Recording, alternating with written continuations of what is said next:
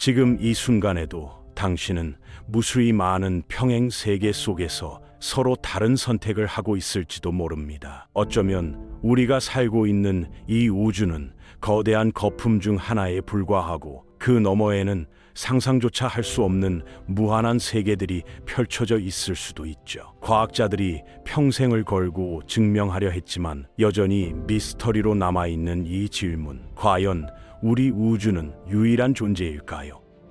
자, 그럼 오늘은 우주의 경계 너머에 무엇이 있는지, 평행 우주가 정말 존재할 수 있는지에 대한 이야기를 시작해 보겠습니다. 우주가 얼마나 넓고 깊은지, 그리고 어디서 시작해서 어디로 끝나는지에 대한 질문은 인류가 오랫동안 품어온 근본적인 의문이었습니다. 만약 우리 우주가 끝없이 펼쳐져 있지 않다면 그 끝 너머에는 과연 무엇이 존재할까요? 이런 질문들은 단순한 호기심을 넘어서 우리 존재의 본질을 다시 생각하게 만들죠. 그래서 과학자들은 다중우주론이라는 개념을 제시했는데, 이건 우리 우주가 혼자 존재하는 게 아니라 훨씬 거대한 무언가의 작은 일부분일 수 있다는 이론입니다. 다중우주론은 이론 물리학 분야에서도 가장 논쟁적인 주제 중 하나거든요. 너무 추측적이고 실험으로 증명할 방법이 없다는 이유로 많은 과학자들이 회의적인 시선을 보내왔습니다. 하지만 평행 우주가 존재할 가능성에 대한 여러 해석들이 제시되었고, 그중 일부는 실제로 우리가 관측할 수 있는 방식으로 우리 우주에 영향을 줄 수도 있다는 겁니다. 마블 영화를 비롯한 대중문화에서 멀티버스는 엄청난 인기를 끌고 있죠. 최근 블록버스터 영화들은 평행 우주를 핵심 소재로 다루면서 사람들의 상상력을 자극했습니다. 문제는 이런 영화 속 멀티버스가 실제 과학과는 거리가 멀다는 점이에요. 엔터테인먼트를 위해 만들어진 허구와 실제 이론 물리학이 제시하는 가능성 사이에는 큰 간극이 존재하거든요. 그럼에도 불구하고 다중우주론은 다양한 형태로 존재하며, 그중 몇몇은 우리가 실제로 검증할 수 있는 관측 증거에 기반을 두고 있습니다. 가장 이해하기 쉬운 개념부터 시작해 볼까요? 바로 무한한 우주라는 아이디어입니다. 만약 우주가 정말로 끝없이 펼쳐져 있다면 일어날 수 있는 모든 일은 결국 어딘가에서 일어나게 될 겁니다. 진정으로 무한한 공간 속에는 우리가 관측할 수 있는 우주 영역이 셀 수 없이 많이 존재할 수 있어요. 원자들이 배열될 수 있는 경우의 수는 엄청나게 많지만, 그래도 유한하기 때문에 무한한 우주에서는 똑같은 패턴이 반복될 수밖에 없습니다. 심지어 지금 이 글을 읽고 있는 당신과 똑같은 사람이 저 멀리 어딘가에 존재할 가능성도 있는 거죠. 이런 개념을 퀼트 우주라고 부르는데, 마치 이불처럼 무수히 많은 조각들이 이어붙여진 형태를 상상하면 됩니다. MIT의 물리학자 맥스 태그마크는 2003년 논문에서 다중우주를 4단계로 분류했고, 이 무한한 우주 개념이 바로 1단계에 해당하죠. 1단계의 다중우주에서는 모든 곳에서 동일한 물리 법칙이 적용되지만, 공간이 무한하기 때문에 가능한 모든 조합이 실현됩니다. 천문학자들은 2000년이 넘는 시간 동안 우주의 크기에 대해 고민해 왔어요. 하지만 우리가 관측할 수 있는 범위에는 한계가 있습니다. 빛의 속도가 유한하고 우주의 나이도 유한하기 때문에 우리는 일정 거리 이상은 절대로 볼 수 없거든요. 이 경계를 우주 지평선이라고 부르는데, 그 너머에 무엇이 있는지는 아무도 모릅니다. 우리가 지금까지 수집한 관측 증거들은 사실 우주가 유한한 크기를 가지고 있다는 쪽을 더 지지합니다. 우주 지평선의 존재 자체가 우주의 시작점이 있었다는 걸 보여주고, 우주가 태어난 직후에 나온 빛의 흔적, 일종의 우주의 첫 사진 같은 거죠. 이게 지금도 남아 있습니다. 게다가 우주는 계속 팽창하고 있기 때문에 시간이 지날수록 부피가 늘어나지만 결코 무한대에 도달하지는 못할 거라는 예측이 나옵니다. 하지만 흥미로운 점이 하나 있어요. 우주 초기의 빛을 분석해보면 우주가 놀라울 정도로 평평하다는 사실이 드러납니다. 만약 우주가 유한하고 닫혀 있다면 공간이 구부러져야 하는데, 실제로는 거의 완벽하게 평평한 기하학적 구조를 보이거든요. 이런 평평한 구조는 오히려 무한한 우주에서 나타날 것으로 예상되는 특징입니다. 그렇다면 왜 우주가 이렇게 평평할까요? 우주론자들은 우주 인플레이션 이론으로 이를 설명합니다. 우주가 탄생한 직후 아주 짧은 순간 동안 엄청난 속도로 팽창했다는 이론이죠. 이 팽창은 너무 빠르고 강력해서 우주를 거의 완벽하게 평평하고 균일하게 만들어버렸습니다. 마치 주름진 천을 사방으로 잡아당기면 평평해지는 거란 말이에요. 1970년대 후반 MIT의 앨런 구스가 처음 제안한 인플레이션 이론은 초기 빅뱅 이론이 설명하지 못했던 여러 문제들을 해결해 줬습니다. 우주가 왜 이렇게 균일한지, 왜 평평한지 같은 질문들에 대한 답을 제시한 거죠. 처음에는 억지스러운 이론으로 받아들여졌지만 2000년대 들어 암흑 에너지가 발견되면서 인플레이션의 타당성이 더 높아졌습니다. 1983년 이론 물리학자 폴 스타인하르트는 인플레이션에 대해 놀라운 발견을 했어요.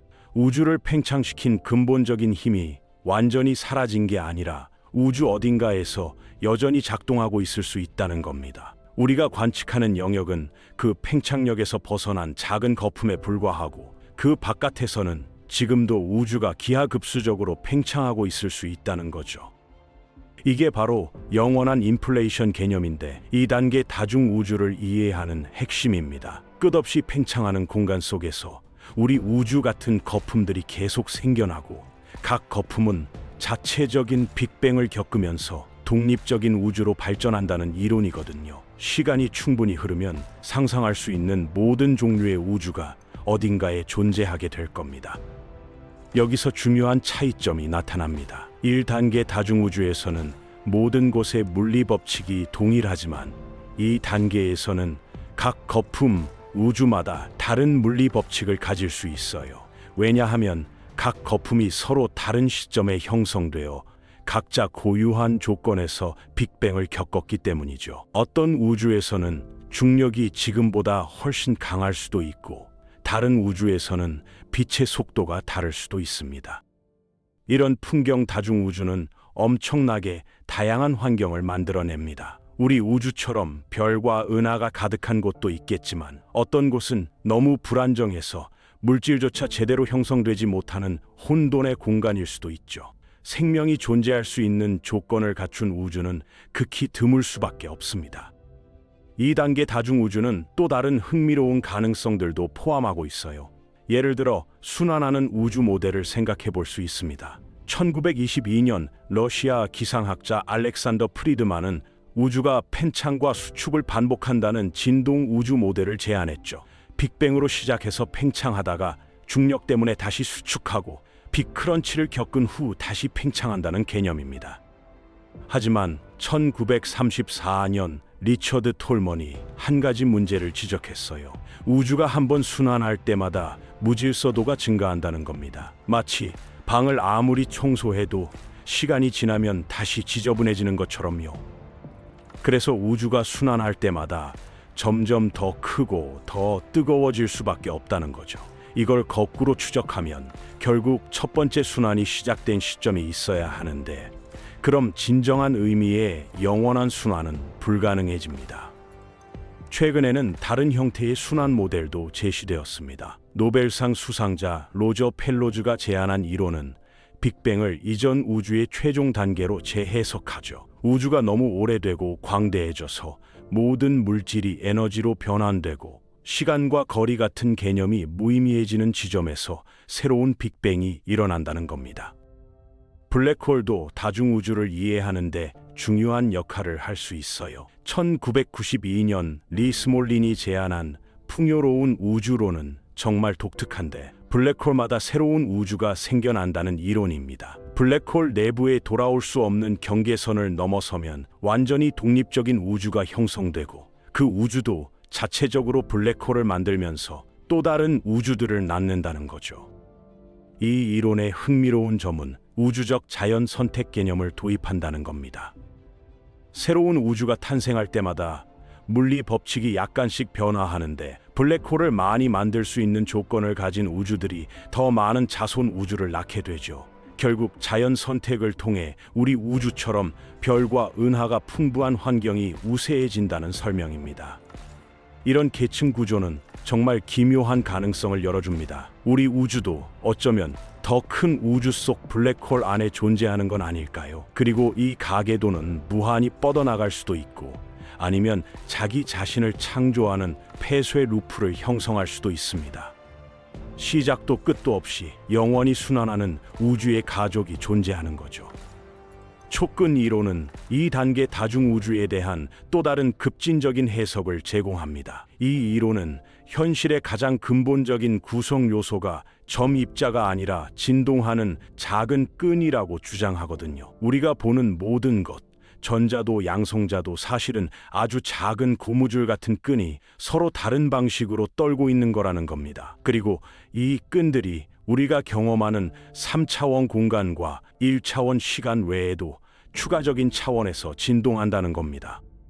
촉근 이론에 따르면 최소 6개의 추가 공간 차원이 존재하는데, 이들은 너무 작게 말려 있어서 우리가 감지할 수 없다고 합니다. 개미가 전선을 걸어갈 때 전선이 1차원 선처럼 보이지만 실제로는 작은 원통형이잖아요. 그것처럼 우리 주변 공간도 숨겨진 차원들이 아주 작게 말려 있다는 거예요. 우리가 경험하는 현실은 특정한 차원 조합에서 나타나는 조화의 결과일 뿐이고, 다른 조합들은 고차원 공간 속에 평면처럼 펼쳐진 막 우주로 존재할 수 있다는 거죠.